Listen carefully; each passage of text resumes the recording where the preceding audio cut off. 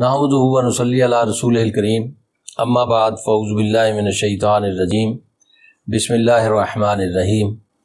ناظرین محترم، آج کا درس قرآن سورۃ بقرہ کی آیت نمبر 279، 80 اور 81 ان تین آیات پر مشتمل ہے، اور اس کا عنوان ایک ہی ہے، ربا، اور اس کی آگے تفصیل ہے۔ میں پہلے تلاوت کرتا ہوں پھر اس کی تشریح کروں گا۔ فَإِن لَمْ تَفْعَلُوا، اگر تم ایسا نہیں کرو گے، یعنی جو سود ہے اس کو نہیں ترک کرو گے، فَأَذَنُوا بِحَرْبٍ مِّنَ اللَّهِ وَرَسُولِهِ، تو پھر تیار ہو جاؤ اللہ اور اس کے رسول کے خلاف جنگ کے لیے۔ تو گویا اللہ اور اس کے رسول کے خلاف یہ جنگ ہے جو اللہ اور اس کے رسول کا نازل کردہ حکم تسلیم نہ کرے۔ تو ویسے تو ہر ایک ہی ہے، لیکن جنگ کا لفظ یہاں خاص طور پہ مومنین کے لیے استعمال ہوا ہے جو سود کے کاروبار میں ملوث ہیں۔ وَإِن تُبْتُمْ، اور اگر تم اللہ کے حکم کی طرف پلٹ آؤ، فَلَكُمْ رُءُوسُ أَمْوَالِكُمْ، تو اصل زر جو ہے نا وہ تمہیں مل جائے گا، اس کے تم حقدار ہو۔ لا تظلمون ولا تظلمون، نہ تم ظلم کرو گے اور نہ تم پر ظلم کیا جائے گا۔ ہاں جی، نہ تم دوسروں کے حق مارو گے اور نہ تمہارا حق رکھا جائے گا۔ تو گویا یہ اضافی جو لینا ہے یہ ظلم ہے، اس پہ بھی میں تھوڑی سی گفتگو کروں گا۔ وَإِن كَانَ ذُو عُسْرَةٍ، اور اگر جس کو قرض دیا ہوا ہے، مقروض جسے کہتے ہیں، اگر وہ تنگی کا شکار ہے، معاشی طور پر تنگ دست ہے، وہ قرض نہیں دے سکتا، لوٹا نہیں سکتا، اصل زر بھی نہیں لوٹا سکتا، تو پھر کیا کرو؟ فَنَاظِرَةٌ إِلَىٰ مَيْسَرَةٍ، تو اس کو مہلت دینا ہے جب تک کہ وہ آسانی اس کے ہاں پیدا نہ ہو جائے اور وہ آسانی سے قرض ادا کرنے کے قابل نہ ہو جائے، تو اس کو مہلت دینا ہے۔ وَأَن تَصَدَّقُوا، اور اگر تم صدقہ کر دو، یعنی نہیں دے سکتا بیچارہ آپ کا مسلمان بھائی ہے اور پوری کوشش کے باوجود اس کی معیشت نہیں سنبھلتی، تو اس کو معاف کر دو۔ خیر لکم، یہ تمہارے لیے بہت بہتر ہے، اللہ کے نزدیک یہ تمہارے لیے بہتر ہے۔ ان کنتم تعلمون، اگر تم حقیقت کا علم رکھتے ہو کہ اللہ کے ہاں جو چیز پسندیدہ ہے وہ تمہاری پسند بن جائے، اور اللہ کے ہاں جو ناپسندیدہ ہے وہ تمہاری ناپسند ہو جائے۔ اس فارمولے کو اختیار کرنے کے نتیجے میں جو خیریں تمہیں ملنی ہیں، اگر تمہیں اس کا علم ہے تو پھر تم جن کو جو تنگ دست ہیں تو ان کو معاف کر دو، ان سے اصل زر کا بھی مطالبہ نہ کرو۔ وَاتَّقُوا يَوْمًا تُرْجَعُونَ فِيهِ إِلَى اللَّهِ، اس دن کی گرفت میں آنے سے بچو۔ وَاتَّقُوا، اور بچو اس دن کی گرفت سے، تُرْجَعُونَ فِيهِ إِلَى اللَّهِ، جس میں تم اللہ کی طرف لوٹائے جاؤ گے اور اللہ کے سامنے پیش کیے جاؤ گے۔ ثُمَّ تُوَفَّى كُلُّ نَفْسٍ مَا كَسَبَتْ، اور پھر تمہیں پیش کر دیا جائے گا پورا تمہیں نہیں بلکہ ہر جان کو۔ ثُمَّ پھر توفا پورا دیا جائے گا، کُلُّ نَفْسٍ ہر جان کو، مَا كَسَبَتْ جو اس نے کمایا ہے، وَهُمْ لَا يُظْلَمُونَ، اور ان کی کمائی میں کوئی کمی نہیں کی جائے گی۔ اس کا مضمون بنیادی طور پہ ایک ہی ہے، اور اس کے سے پہلی آیت جو تھی وہ اصل میں عنوان ہے، تو میں نے اس کے پچھلی آیت کے ساتھ اس کو پڑھ کے اس کی تشریح تھوڑی سی کر دی تھی۔ یعنی اللہ تعالیٰ نے فرمایا کہ سود ترک کر دو، اور جو لوگوں سے تم نے اب لینا ہے، جو پہلے لیا گیا اس کا تو معاملہ اللہ کے سپرد ہے، لیکن اب جو لینا ہے وہ اب آپ نے نہیں لینا ہے۔ جی، نبی صلی اللہ علیہ وسلم نے خود حجۃ الوداع کے موقع پر اپنے خاندان کے سود کو، جب یہ حرام کیا نا، سود حرام ہوا، تو فرمایا کہ سب سے پہلے میں اپنے خاندان کے جو عباس ابن مطلب ہیں، ان کے چچا تھے، کہ ان کا سود معاف کرتا ہوں۔ خون معاف کرنے کی بات ہوئی تو سب سے پہلے اپنے خاندان کا خون معاف کیا۔ تو گویا آغاز اور ابتدا اپنے گھر سے کی۔ تو اس سے یہ معلوم یہ ہوتا ہے کہ جب حکمران سب سے پہلے اپنے جس چیز کا بھی اس نے حکم دیا ہے وہ اپنے اوپر نافذ کرے، اپنے خاندان پہ نافذ کرے، اپنے گرد و پیش والوں پہ نافذ کرے، تو پھر وہ نیچے والے چپ کر کے خود بخود اس کو قبول کر لیتے ہیں۔ اور لیکن اگر حکمران قانون تو بنائے لیکن اس کے گرد و پیش والے اور اس کے خاندان والے اس قانون کی کوئی پرواہ نہ کریں، تو پھر نیچے تک بھی لوگ اس کا احترام نہیں کرتے، یعنی اس قانون کی گرفت سے بچنے کے لیے اپنے اپنے راستے اختیار کرتے ہیں۔ انہوں نے پتہ ہے کہ جی قانون کا کوئی احترام نہیں ہے سوسائٹی کے اندر، لیکن اللہ کے رسول صلی اللہ علیہ وسلم کی ایک اسوہ حسنہ ہمارے سامنے، مسلمانوں کے سامنے جو ہے وہ آپ اس کا موازنہ کریں اپنی موجودہ صورتحال سے۔ موجودہ صورتحال میں یہی ہے کہ طاقتور قانون کے نیچے نہیں آتا اور غریب آدمی جو ہے وہ اس کے اوپر سارے بوجھ لدے ہوئے ہیں۔ نتیجتاً سماج کے اندر قانون کی حکمرانی کا کوئی تصور نہیں ہے۔ طاقتور نیچے آئیں گے تو نیچے تک پھر قانون نافذ ہوگا۔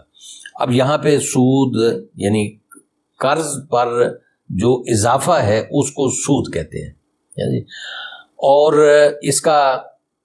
یہ یعنی بالاتفاق حرام ہے۔ البتہ بے جو ہے یہ بالاتفاق حلال ہے، بے اور سود یعنی تجارت بالاتفاق حلال ہے، تجارت بالنفع جائز ہے۔ اب اس کی درمیانی چیزیں ہیں، ایک ہے ذاتی ضروریات کے لیے قرض لینا، ایک ہے کاروبار کے لیے قرض لینا۔ اب جو کاروبار کے لیے قرض ہے یہاں آ کے تھوڑا سا اختلاف ہوا ہے، تھوڑا کیا بنیادی اختلاف ہوا ہے۔ ہمارے جو روایتی فکر ہے اور جس پر اکثر لوگ عمل پیرا ہیں اس میں کاروبار کے لیے قرض لینے پر بھی جو اضافہ متعین ہو جائے اس کو حرام کہا جاتا ہے، قرار دیا جاتا ہے، اور اسی وجہ سے پاکستان کے اندر یہ بینک کا سارا سود کو حرام قرار دیا گیا یا دیا جا رہا ہے، اور بینک کی ملازمت کو حرام قرار دیا گیا اور دیا جا رہا ہے۔ تو لیکن ایک رائے سر سید نے اختیار کی تھی اپنے دور میں، کیونکہ جو قرض کا معاملہ یعنی یہ جو تجارت کا معاملہ ہے تو اس پر اگر کوئی قرض لیا جاتا ہے تو یہ بے کا معاملہ شمار ہوگا، ربا میں یہ شامل نہیں ہوگا۔ یعنی ان کی مخالفت ہوئی تو ایک چھوٹا سا طبقہ پاکستان کے اندر بھی، یعقوب شاہ تھے ایڈیٹر جنرل پاکستان، انہوں نے کتاب سود پہ شائع کی اور وہ ادارہ ثقافت اسلامیہ سے شائع ہوئی، موجود ہے۔ تو انہوں نے دلائل سے اس بات کو ثابت کیا کہ جو بے یعنی تجارت کے لیے اور انویسٹمنٹ کے لیے جو قرض لیا جاتا ہے اس پہ جو معاملہ کیا جاتا ہے اضافے کا، وہ بے شمار ہوگا، ربا شمار نہیں ہوگا۔ اس کے جواب میں مولانا مفتی محمد شفیع صاحب نے ایک کتاب لکھی اسلام اور سود، جس کو انہوں نے اس رائے کو رد کیا۔ مولانا مودودی رحمۃ اللہ علیہ نے ایک کتاب لکھی سود، اس میں بھی اسی کو رد کیا۔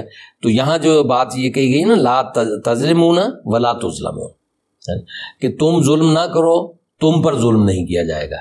تو اس کو انہوں نے تشریح یہ کی کہ گویا 1 روپیہ اضافی لینا بھی ظلم ہے۔ سود میں اس کی علت کیا ہے حرمت کی؟ ظلم۔ اچھا، ظلم کا تعین کیسے ہوگا، ہے نا، یہ بھی یعنی اہل علم کے سوچنے اور تعین کرنے کی بات ہے۔ یہ اسلامی نظریاتی کونسل ہے یا دیگر ادارے ہیں، تحقیقی ادارے ہیں۔ تو اب اسلامی بینکنگ شروع ہو گئی ہے، اس پہ بھی بعض روایتی اہل علم کو اطمینان نہیں ہے، لیکن مجبوری یہ ہے کہ ہم ایک ملک کے اندر رہتے ہوئے ایک نظام کے تابع زندگی بسر کر رہے ہیں جس سے فرار کا کوئی راستہ نہیں ہے۔ 56 اسلامی ممالک ہیں، یعنی جنہیں مولانا خادم حسین رضوی صاحب 56 مردے کہا کرتے تھے، اور کسی حد تک درست بھی ہے، یعنی کہ ممالک ہیں، حکومتیں ہیں، ادارے ہیں، لیکن الٹرنیٹو دینے کے لیے تیار نہیں ہے۔ سارا وہی نظام جو ہے اپنے اپنے ممالک میں وہی رائج کیا ہوا ہے۔ کئی ممالک نے تعزیرات کے ضابطے جو ہیں وہ بھی کسی نے سوئٹزرلینڈ سے لیا، کسی نے فرانس سے لیا، جو اسلام میں پایا جاتا ہے اس کو چھوڑا ہوا ہے۔ تو یہ کچھ معاملات ہیں کافی الجھے ہوئے۔ تو بعض لوگ ظاہری باتوں سے متاثر ہو کر ایک فیصلہ کر لیتے ہیں تو وہ ان کو مبارک، لیکن جب تک ایک آلٹرنیٹو وہ وجود میں نہیں آتا، اب یہ مکانوں کے سلسلے میں، کاروں کے سلسلے میں اور دیگر کاروبار کے سلسلے میں اسلامی بینکنگ شروع ہو گئی ہے، وہ آلموسٹ قریب ملتا جلتا سسٹم ہے. تو اس لیے جو روایتی علماء جنہوں نے کچھ بھی نہیں کرنا ہوتا، صرف اعتراض کرنا ہوتا ہے، تو وہ تو اس پہ بھی اعتراض کیے چلے جا رہے ہیں. لیکن یہ اہل علم ہیں، ان کی ہمیں قدر کرنی چاہیے کہ وہ کوئی نظام آلٹرنیٹو دے تو رہے ہیں، آپ کے لیے کوئی رہنمائی کا سامان کر رہے ہیں، جس کے نتیجے میں لوگ مسلمان اطمینان کے ساتھ، یہ مجبوری ہے ہماری، بینک ہماری مجبوری ہے.